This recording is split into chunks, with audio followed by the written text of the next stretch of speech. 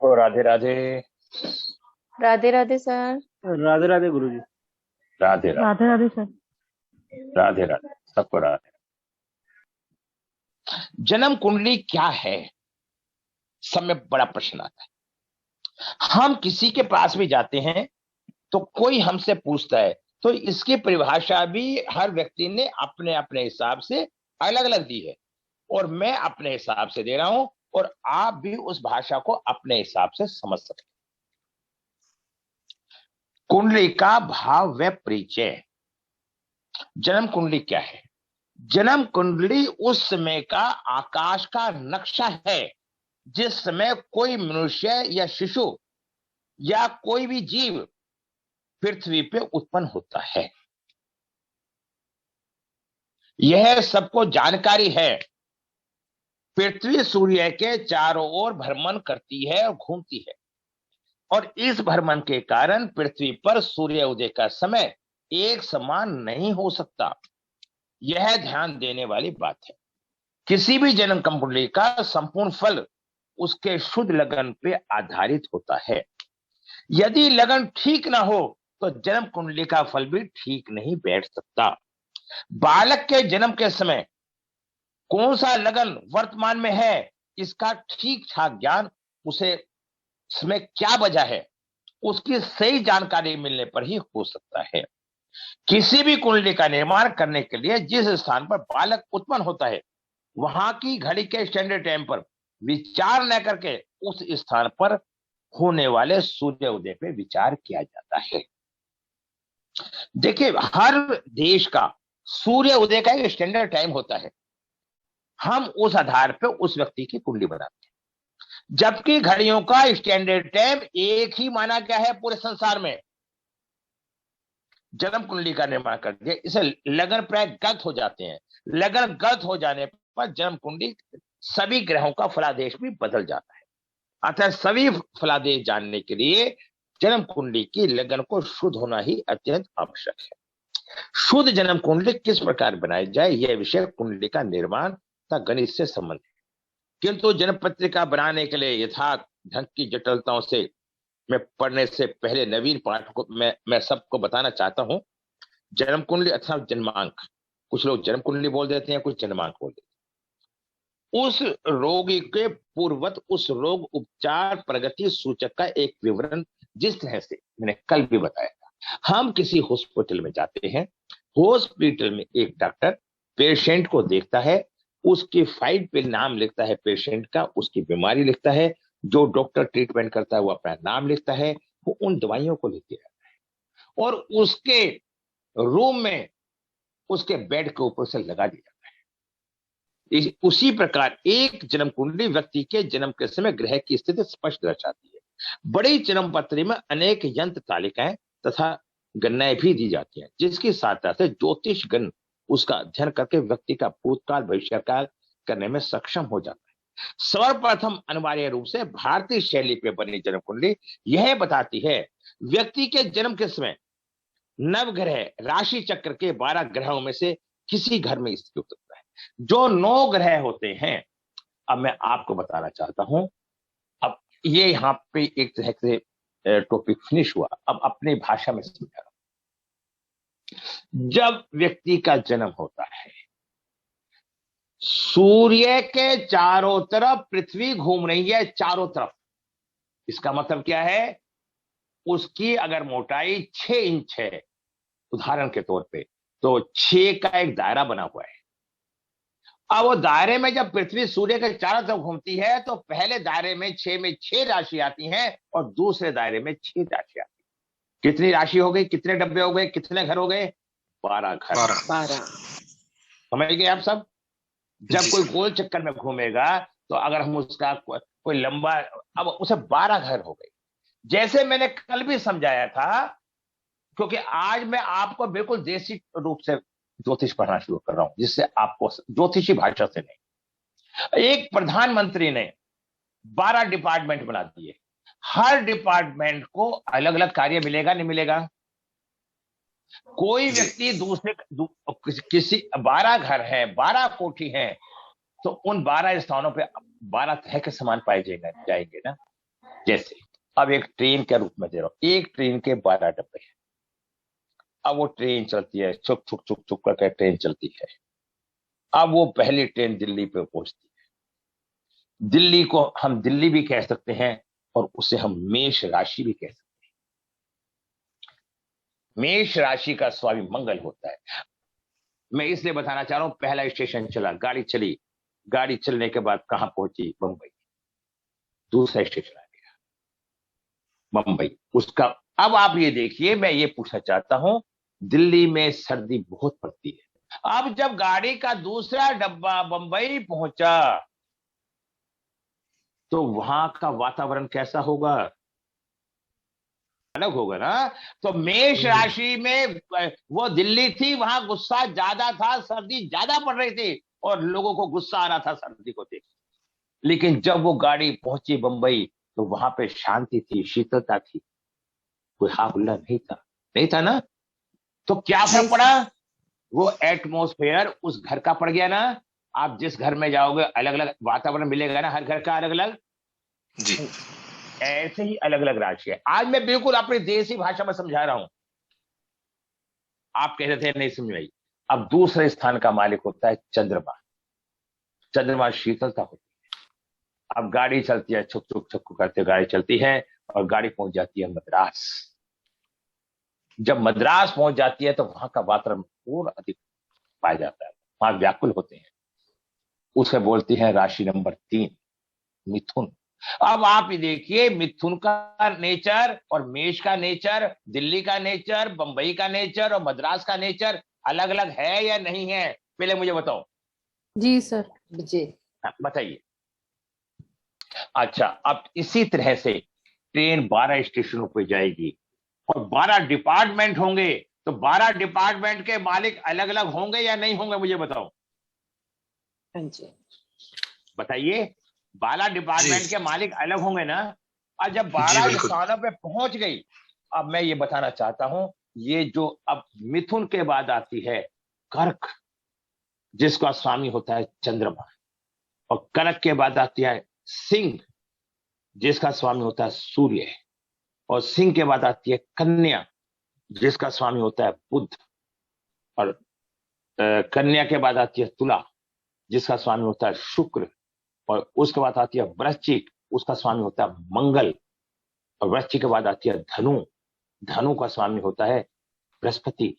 उसके बाद आती है मकर, और मकर का स्वामी होता है शनि। उसके बाद आती है कुंभ, और कुंभ का स्वामी होता है शनि। उसके बाद आती है मीन, और मीन का स्वामी होता है बृहस्पति। कितनी कितनी राशि हुई 12। ये बताइए? कितनी? 12। कितने शहर हुए? 12। 12।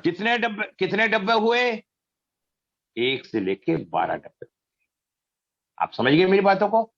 अब कल आपको 12 डब्बों का मालिक कौन कौन सा है और उनका स्वामी कौन कौन है, क्या कल आप ये याद करके मुझे सुनाना पसंद करेंगे क्लास में? बताइए। जी सर। हैं?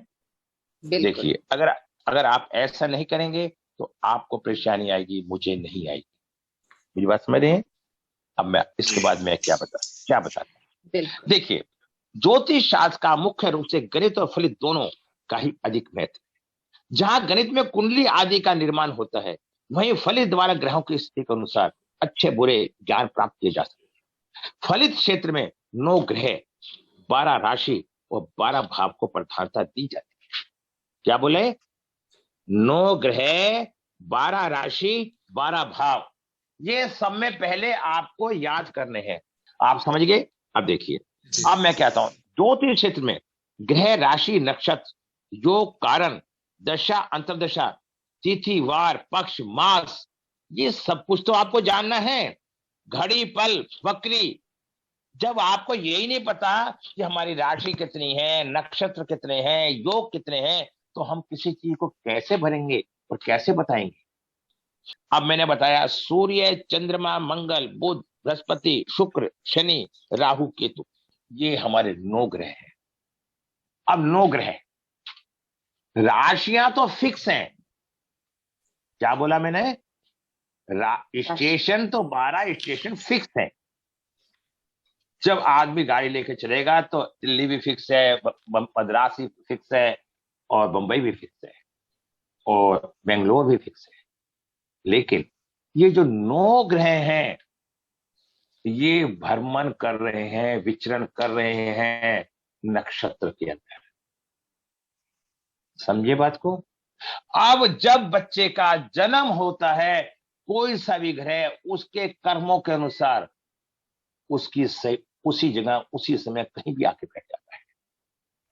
जैसे कोई चीज उड़ रही है आकाश में से और आपने फोटो खींची, और अगर वो रेंज में आ गई तो आप उसकी फोटो खींच लेंगे ना, फोटो में आ जाएगी ना। अगर वो रेंज से बाहर हुई तो फोटो नहीं आएगी ना। सूर्य यह जाति पुरुष जाति है, पूर्व दिशा का स्वामी है, क्षत्रिय वर्ण है। अब ये कौन सा वर्ण है? अब मैं आपको एक नई बात बताऊं। जब हम किसी का मिलान करते हैं, शादी मिलान, अगर व्यक्ति लड़का और लड़की में कोई भी क्षत्रिय वर्ण का है, वो बच्चा उस परिवार में हावी रहेगा, चाहे वो लड़का हो चाहे लड़की हो। मेरी बात को समझ रहे हो नहीं समझ रहे? क्या बता सकते हो क्यों? आज जिस तरीके से मैं पढ़ा रहा हूं, ये अच्छा लग रहा है आपको? नहीं लग रहा? क्षत्रिय कौन होते हैं बताइए? ताकतवर लोग होते हैं जी। ताकतवर, जो देश की सुरक्षा करते हैं, ये अग्नि प्रधान होते हैं। अब उस बच्चे का जन्म अगर क्षत्रिय पक्ष है, अब क्षत्रिय हमारे वर्ण है 5, आप सब जानते हैं ना। नंबर 1 क्षत्रिय वर्ण, नंबर 2 ब्राह्मण, नंबर 2 क्षत्रिय, नंबर 3 वैश्य, शूद्र। ये 4 वर्ण है। ठीक है। ब्राह्मण क्या है? जो ज्ञान का संचालन करता है। ये जाति से नहीं होते, मैं आपको बताऊं, इस जाति से, ये कर्म से मिलते हैं। और हमारे हर व्यक्ति की कुंडली में लिखा होता है कि आपका वर्ण कौन सा है। अगर आपने क्षत्रिय वर्ण की लड़की पसंद कर ली, वो आपके घर में डंडा बजा के रखेगी। और हर व्यक्ति ये चाहता है ना कि बहू ऐसी आए जो शांत रहे और जैसा हम कहें वैसा माने। ऐसा होता है? ऐसा होता है नहीं होता प्रवेश जी? जी जी है? हर आदमी की सोच होती है नहीं होती ऐसी? बिल्कुल जी। लेकिन जब आप ज्योतिष पढ़ रहे हैं, आपको मैंने क्या, एक बात का अर्थ कितनी जगह निकल रहा है। अब इनके साथ साथ दिशा का ज्ञान भी हो रहा है। देखिए मैं कितनी बातें बता रहा हूं। क्षत्रिय वर्ण के लिए दिशा कौन सी होती है? सूर्य की। बिल्कुल सही बोला। और इनके अंदर धातु स्वर मानी गई है, स्वभाव उग्र होता है, सत्वगुणी होते हैं, स्थिर रहते हैं। ये हमेशा स्थिर प्रवृत्ति के होते हैं। 9 ग्रहों के बारे में जान। अभी तो इनका बहुत, एक ग्रह का पूरे महीने का चैप्टर है समझने के लिए। सूर्य क्या है? ओनली प्रकाश, लाइट, उजाला। जहां पे भी सूर्य बैठ जाएगा वहां उजाला पैदा कर देगा। मैंने एक शब्द में पूरे ग्रह के बारे में बता दिया। अगर पहले घर में बैठा है तो पहले घर में ऐसा व्यक्ति अपने को डोमिनेट करेगा। वो व्यक्ति अलग दिखाई देगा, या तो पतला होगा या मोटा होगा, और बहुत हाजिर जवाबी का होगा। उसका नेचर बिल्कुल अलग अलग ही होगा। तो सूर्य का काम ये है, उस मकान को प्रकाशित करना, बताना ये उसका मकान है। समझ गए मेरी बातों को? चंद्रमा क्या है? चंद्रमा, एक बात और बताना चाहता हूं, सबको बताना चाहता हूं। अगर आप वैदिक मेरे से नहीं सीख पाए तो वैदिक सीख ही नहीं पाओगे। घमंड से नहीं कह रहा, विश्वास से कह रहा हूं। मेरे पास इतनी टेक्निकें हैं, मैं हर लेवल को, हर व्यक्ति को उसके एंगल से समझाने का प्रयास करता हूं। तो अब देखिए, अभी मैंने क्या बताया। चंद्रमा क्या है? मन। मैं 9 ग्रहों को 12 भाव में अभी समझा देता हूं आपको 10 मिनट के अंदर।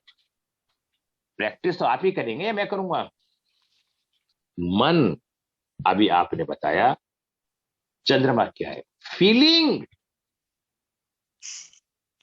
अगर किसी का मन किसी के प्रति आकर्षित होता है तो उसके मन में फीलिंग आती है, क्या आती है?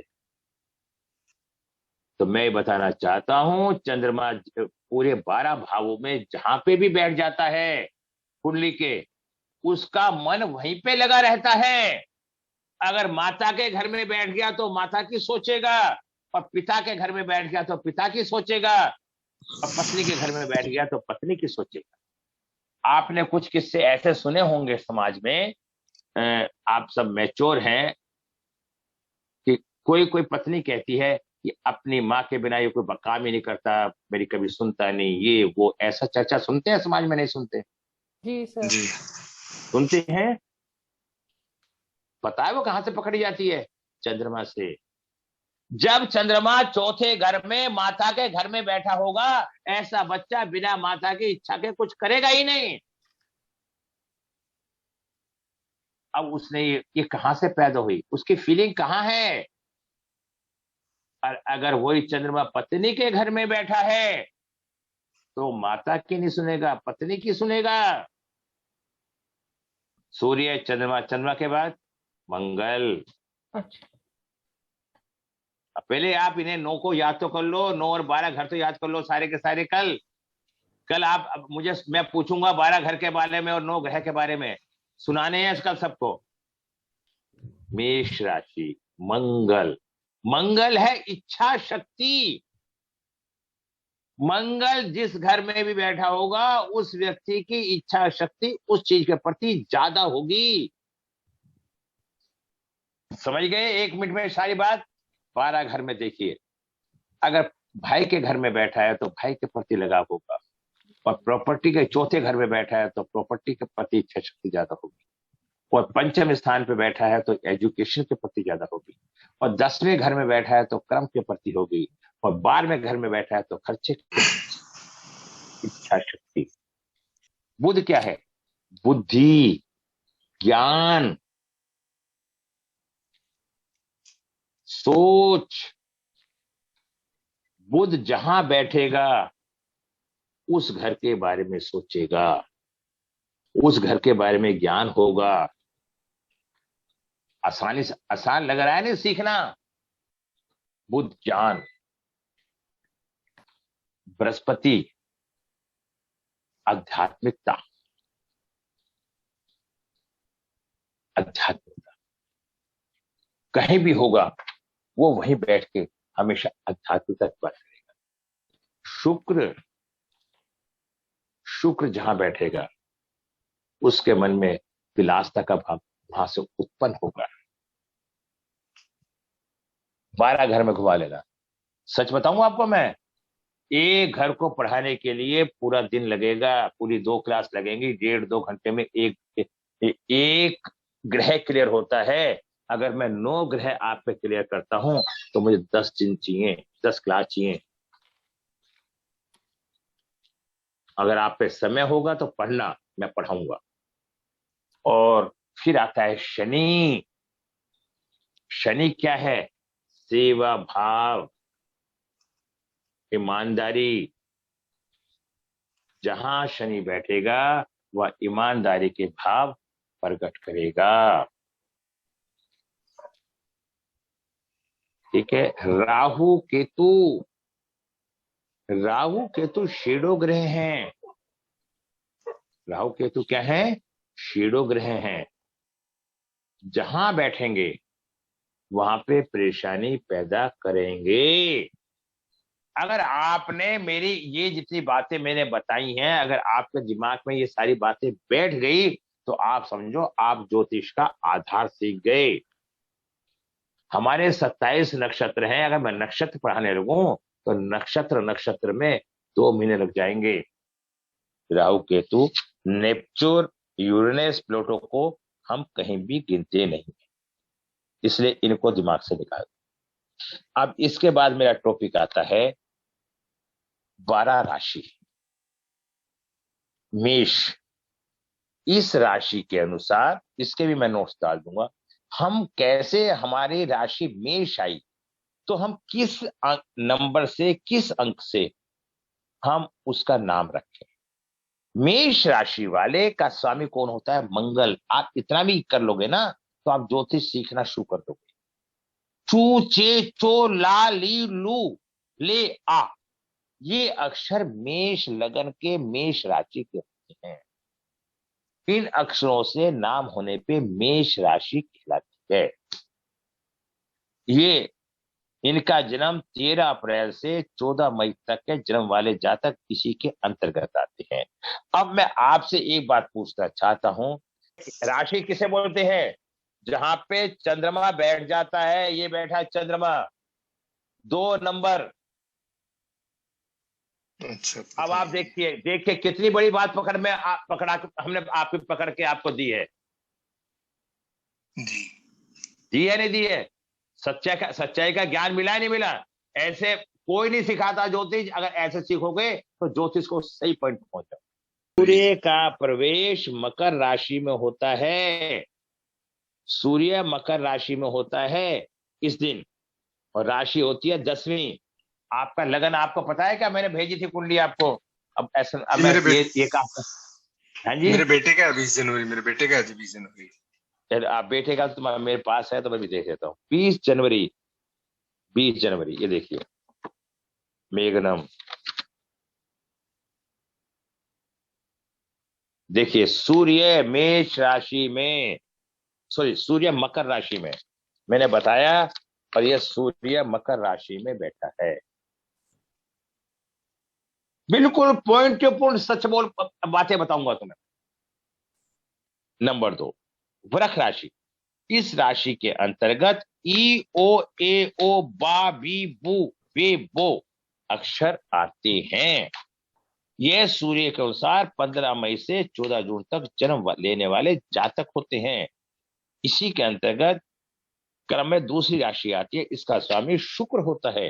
चंद्रमा इसमें उच्च का होता है। वृष राशि के अंदर चंद्रमा उच्च का होता है, और मेष राशि के अंदर सूर्य उच्च का होता है। अब मिथुन राशि, का की को घे डे छे के को है, ये अक्षर आते हैं। इनकी मिथुन राशि होती है। निरैन सूर्य के अनुसार 14 जून से 15 जुलाई तक इनका जन्म होता है। 14 जून से 15 जुलाई के लिए मिथुन राशि का। कर्क, इस राशि के अंतर्गत ही हो, हे हो, डा डी डू डे डो अक्षर आते हैं। सिंह राशि, मा मी मू मे मो टा टी टू टे। आप भी ज्यादा गहराई में मत जाओ, खाली इन राशियों के बारे में बताओ। ये कितनी राशि है, कितने लगन है, कितने ग्रह हैं, बस इतने में आप पक्के हो जाओ तो समझो आप ज्योतिष सीख गए। कन्या राशि, वर्गो, लियो, इसका स्वामी, लियो का स्वामी सूर्य और कन्या का स्वामी बुध। हमारी 12 राशियां होती हैं, 5 राशियों के स्वामी दो दो होते हैं, 2 राशियों का एक स्वामी होता है, और चंद्रमा सूर्य का एक एक मालिक होता है। तो 7 ग्रह हैं, और 7, 5 दूनी 10 और 1 और 1 2, 12 हमारी राशियां होंगी। और हर राशि का फिर नेचर होगा। मेष राशि वाले उतावले होते हैं, उन्हें जल्दी से हाथों हाथ काम करने की इच्छा होती है, उन्हें देर पसंद नहीं। तुला राशि वाले ईमानदारी से काम करने में विश्वास करते हैं, नाप तोल के कार्य को करने पड़ते हैं। फिर मैं आपको राशियों के बारे में बताऊंगा। अच्छे की कोई परिभाषा, अच्छे का अगर सामान्य स्थिति है तो अच्छा है। अगर आपकी नौकरी वही चल रही है, वही आमदन चल रही है, तो आपको कोई परेशानी नहीं। यदि आपका आमदन कम हो जाती है, नौकरी छूट जाती है, तो आपको कितनी परेशानी। मेरा कहने का और समझाने का मात्र उद्देश्य ये है दोस्तों, ये जो ज्योतिष है, अंकों की ज्योतिष हम जो पढ़ा रहे हैं, पढ़ रहे हैं, तो अंक का इतना बड़ा महत्व होता है। अगर 4 नंबर पे आपका नाम आ जाता है तो आपको जीवन में संघर्ष के सिवा कुछ नहीं मिलेगा। हर पल संघर्ष करना पड़ेगा। अब आपने कहा जी संघर्ष नहीं करना पड़ेगा, क्योंकि 4 नंबर आपको संघर्ष दे रहा है। 8 नंबर आपकी स्पीड कम कर रहा है। अगर ये नंबर आप बदल लेंगे तो आपकी ग्रोथ कई गुना बढ़ जाएगी। तो इसलिए मैं कहना चाह रहा हूं, ये ज्योतिष एक ज्ञान है, तत्व है। अगर आप इसको अच्छी तरह समझ के समझाओगे तो इसका बेनिफिट है। अगर इसे आप मजाक में लोगे तो ज्योतिष का खिलवाड़ है, तो ज्योतिष पढ़ने का कोई फायदा नहीं। ज्योतिष एक ज्ञान है। हम क्योंकि ज्ञान ईश्वर की इच्छा से ही हमें प्राप्त होता है, हमारी इच्छा से नहीं। अगर हम ज्ञान प्राप्त नहीं कर पा रहे हैं किसी कारण से, तो हमें सहजता से, सरलता से उस अभ्यास को नित्य नियम करना चाहिए। एक उपाय बता रहा हूं, एक दिन वो चीज आपके पास आ जाएगी।